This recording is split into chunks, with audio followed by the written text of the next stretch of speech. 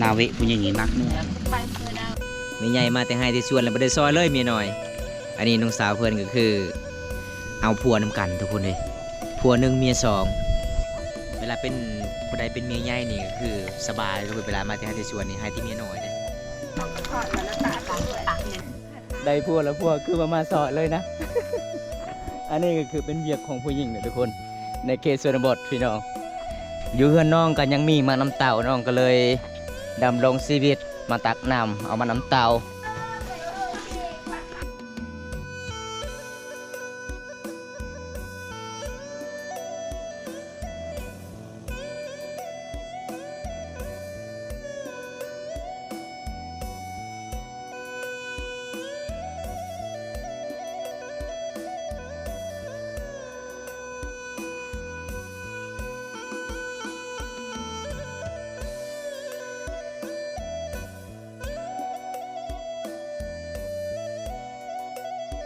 มากน้ำเต่าจะได้ใส่สาวหัน เพิ่นผู้อยู่เฮือนเด้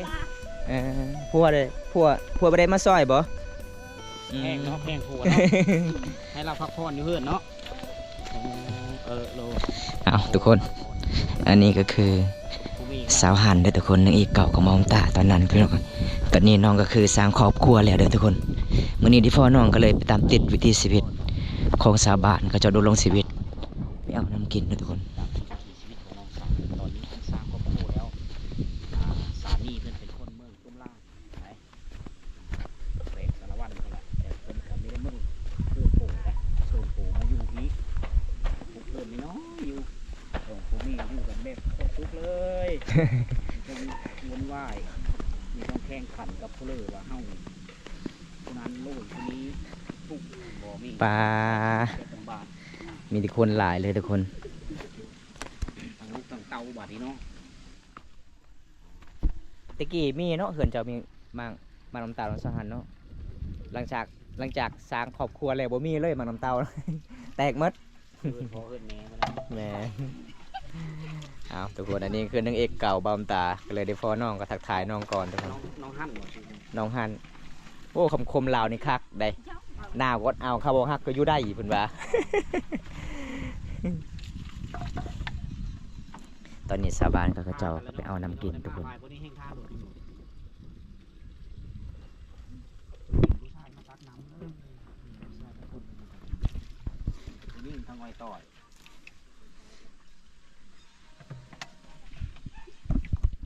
เอาเฮ็ด เสาหันมาหลังเราก็รอท่าตามคิวมาก่อนตักก่อนมาหลังตักน้ำหลังตักน้ำกัน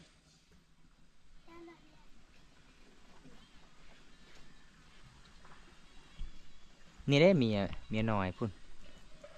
ผู้อยู่แจทั้งนั้นนะเมียน้อย ยังเมื่อ ไปก่อนนี่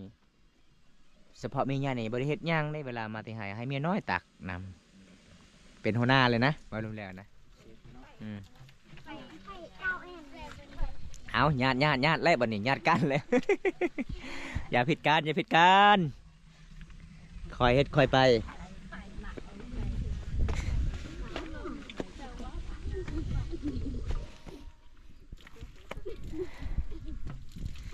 ได้เฮือนใหม่อยู่จักเดือนละสานตะดังบ่จือเลยหากันมาทั้งให้เบิ่งอยู่นี่บ่อ๋อทุกคนอันนี้คือสาวฮันเด้อสาวฮันคนงามสาวฮันสาวสวยประจำซองโอ้เกือบเป็น2 ปีทุกคนเลยไปตามติดวิถีชีวิตน้อง จะเดินแล้วแต่งงานจะเดินเป็นปีแล้วบอก ฮอดปี 1เลยเนาะ ได้ปีนึงแล้วบอก บ่ฮอดบ่ ไม่มีฮอด อ๋อ น้ำมันครับ น้ำในที่นี่แดดมาแต่3 โมง 2 โมงนี่น่าสิบ่หลายคนฮอดประมาณ6 โมงนี่โอ้เต็มเลยทุกคนชาวบ้านไปอาบน้ำบางคนอาบน้ำบางคนก็ไปเอาน้ำกินเป็นหมู่บ้านนอกจากตัวเมืองนองเฮาเลยทุกคนหมู่บ้านนี้ก็ขึ้นกับตีนภูเขาเลยทุกคนเลยมาอีกทุกคนเนี่ยเขาจะไปเอาน้ำกินให้บ่บ่ได้มากมาตำลังนี่เรียบร้อยเลยทุกคนน่าสิประมาณ6 โมงแรงละสิได้ตักมาอีกเอา ไข่แต่สาวหันเพิ่นมาก่อนเฮ็ดบัดนี้ นี่ได้การจับนำเลยผู้นี้มาก่อนได้มือก่อนมาผมลูกๆหลานไปมือเลยมันสองอย่าเอ้ยมาหลังนางทาอยู่เนาะทาโอ้เบอร์สีตักในระดับ6 โมงแรกสองอย่าเอ้ยกับขาดในนี่ก็ยังมีอยู่3 คนสองอย่าเอ้ยนี่มาก่อนนี่น้องหั่นกับน้องตักกำลังนี่มาเอาอันนี้คือ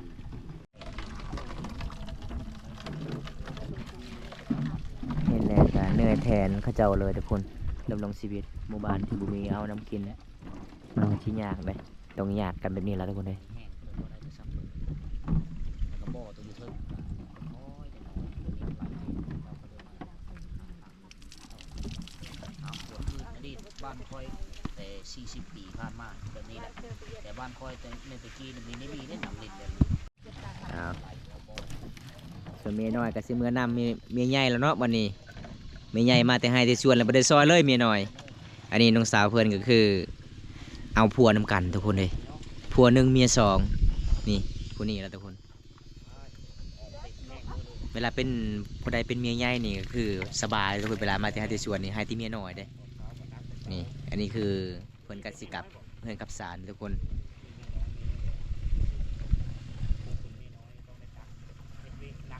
เออ เป็นเมียใหญ่เป็นหัวหน้าแล้ว เป็นหัวหน้า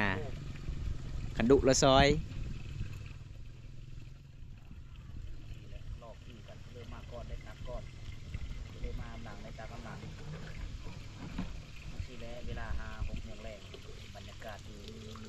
บ่อ พวกการรัฐคำ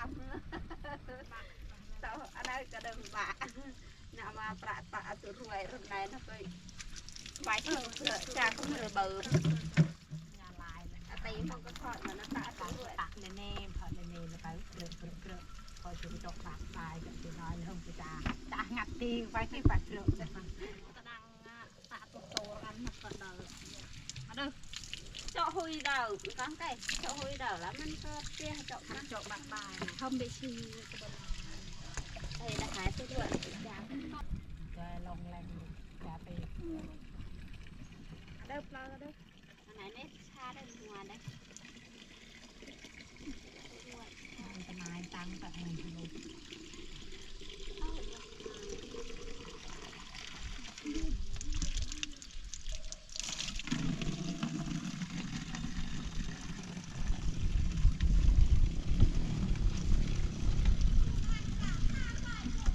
ขับขวามาเถอะยาชา คักน้องไม่คานเขาเนาะ เมียน เขาเฮ็ดกลมคักนะ ใครเห็นตาแบบเปรี้ยวเมียนเปรี้ยวได้แก่ไหนได้ไปหายอย่าไปอย่าไปอย่าไปอย่าไปโยนความไป โอ้ตัวสิเต็มเนาะ เต็มแห้งแล้วเลยข้างหลังก็คุกข้างหลังก็ตุกข้างหน้าเป็นน้ำเต้าได้ล้างอยู่ได้ ล้างอีก อันนี้ ก็ยอมหนักเลย เยอะมันสะอาดตลอด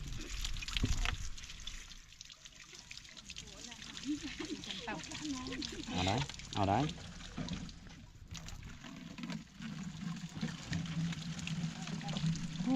เต็มทีเนาะนาเวะผู้หญิงนี่นักเนื้อ แล้วก็ไปเพื่อดาวอ้อมมุนเราชมเรา ไม่ใช่ได้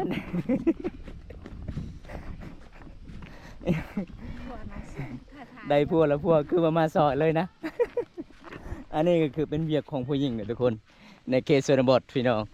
เพราะว่าบอมตาก็เริ่งเคยตอนเป็นผู้สาวทุกคนตอนนี้น้องก็คือสร้างครอบครัวเลยเด้อพี่น้องนี่เพิ่นก็สิเก่าเฮือนกันศาสตร์หลังจากน้องไปตักน้ำอยู่เฮือนน้องก็ยังมีมาน้ำเต่าน้องก็เลยดำรงชีวิตมาตักน้ำเอามาน้ำเต่านี่ไอเมสาวหันเพิ่นนะฮะก็มาแต่ให้แต่ส่วนเพิ่นก็ไปตักน้ำเพื่อกันนะทุกคนผัวบ่ได้ซ้อเลยเนาะผัวเจ้าเนาะมีแต่ไปเล่นผู้สาวแล้ว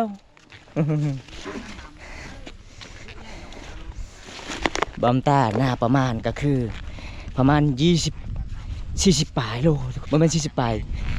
20 ปลายโลเลยทุกคนเห็นบ่ไปเมื่อน่ะ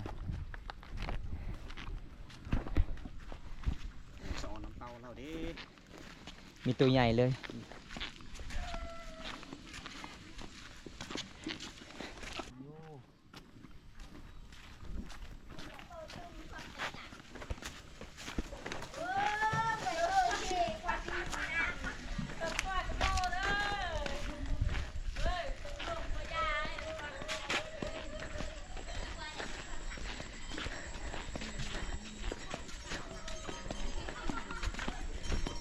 เอาทุกคน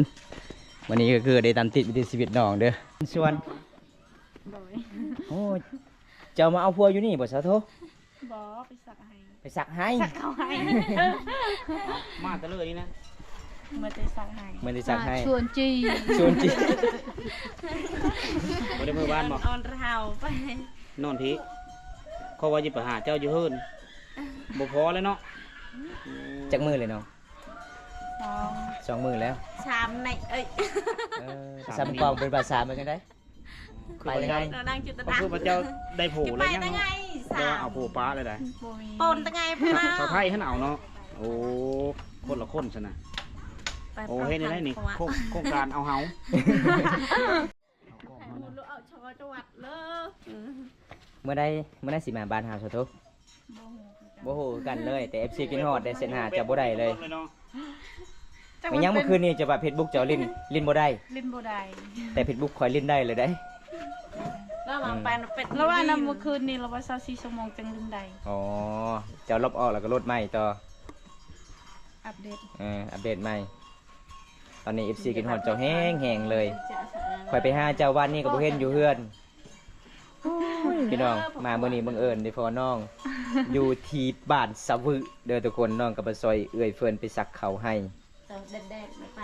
ไป แดดๆบ่ เล็กๆกัน แดดๆคือฮ้อนๆเนาะ ไปต้องมาแรงๆ สาวโทคนงามเด้อทุกคน ๆ มันเป็นคนขยันเจ้าไปตักน้ำเลยบ่น้อง เตะละแข้ง ตักแล้วตอนได้จะไปตักข่อยทายอยู่นี่ตลอดเลยคือบ่เห็น เอ้ยเฮา เอ้ยเจ้าอ๋อจะน้อยเจ้าจะน้อยเจ้ามาโยพี่จะน้อยกับเจ้าก็สิเอาผัวทางนี้เลยคือเอ้ยเจ้ามาเอาบ่จะสิเอาผู้บ่าวทางไหนซะ ว้าวไทย ผู้บ่าวไทยโอ้ยังบ่ลืมผู้บ่าวไทยเนาะไปเมื่อใดก็ยังบ่ลืมผู้บ่าวไทย อันนี้ก็เอาผู้บ่าวไทยได้ไหนเห็นบ่ ว้าวไทย กำลังเสียดายผู้บ่าวจีนนิดเองเอาทุกคนเลยอันนี้คือบรรยากาศอยู่ที่หมู่บ้านบ้านสะบึเด้อทุกคนเดี๋ยวผมตากาสิพาทุกคนไปเบิ่งครับชมวิถีชีวิตสาวลาวเขาจะดำรงชีวิตไปอาบน้ำบรรยากาศอย่างแรกจุดนี้ก็คือเป็นจุดที่ผู้สาวอาบน้ำเลยทุกคนอยู่จุดพุ่นเขาจะเป็นผู้สาวเขาเจ้ากำลังตักน้ำกินเลยทุกคนเด้หมู่บ้านที่เขาเจ้าเจาะน้ำใต้ดินแล้วก็ให้สาวหมู่บ้านดำรงชีวิตสาวลายเลยเนาะมีแต่คนงามๆเด้แล้วล่ะบอกผู้สาว3 คนนี่แล้วล่ะบอกคือยืนตลอดเลย มีผู้สาวโสดเด้อทุกคนสาวโสดนี่ต้องอาบน้ำจุดนี้เด้ถ้าบ่ได้มีผัวต้องอาบน้ำจุดพุ่น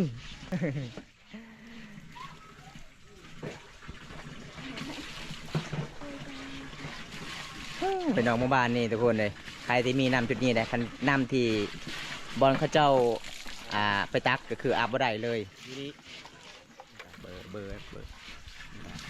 อยู่นี่นี่มีทุกคนโสดเนาะ มีแต่คนโสด โสดลูกผัวบ่มีอ๋อเต็มอยู่นี่เนาะสักเขิงแล้ว เอาอาบแล้วก็เมื่อบัดนี้ มาเล่นคิวกันล่อคิวกันเป็นสายได้นี่ก็ได้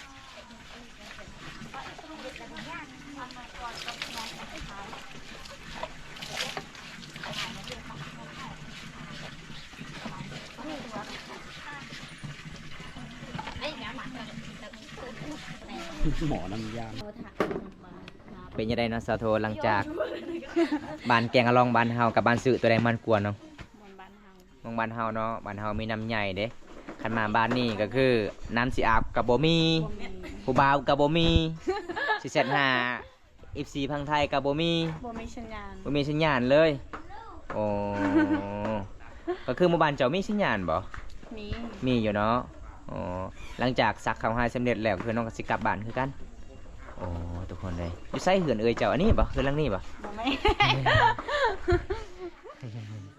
อ้าวทุกคน FC บางคน บอกเข้าใจว่าซาวโทกับบอมตาเป็นแฟนกันบ่แม่นนะทุกคนเฮาเวลาเห็นกันทักทายกันหยอกกันหยอกเป็นเมียล่ะพี่น้องเอ้ยเวลาเฮาไปเข้าป่าหยังเฮาก็ต้องหยอกเคยไปนำกันเนาะ อันละไก่ไอ้ง่ายเดินงาม อ้าวไอ้ยังไอ้แม่เจ้าเว้านะไอ้แม่เจ้าอ่ะ บ่แม่ บ่แม่นโอ้แสดงว่าเจ้าอ้องให้เจ้าซอยเอ้ยเจ้ามื้อนี้เอ้ยเจ้าบ่ได้ซื้อเลยน้ำหวานให้กินนะ บ่มีเงิน เออ ได้ไประ หว่างได้เจ้ามาอยู่บ้านเอ้ยเจ้าจังหน่อยเจ้าก็สิมักผัวเอ้ยอีกจังหน่อยนะบ่มักบ่เอาบ่มาเอาเนาะคนเตี้ยเนาะเอ้ยอยากเนาะนะทุกคนได้บอมตาก็สิปิดคลิปไว้ซั่นนี้ก่อนนะทุกคนพอได้รับชมคลิปนี้แล้วก็ฝากกดไลค์กดแชร์พี่น้องบอมตาก็ไปบ้านนี้ไปเบิ่งน้องก็บ่เห็นอยู่เฮือน มาตอนเช้าก็บ่เห็นอีกทุกคนก็เลยได้พอน้องอยู่บ้านซะคิดว่าน้องเอาผัวจนตกใจเลยทุกคนเด้เอาเมื่อใดเมื่อก็คือเฮาก็ได้พอกันอีกเนาะบ๊ายบายสิเด้อน้องบ๊ายบาย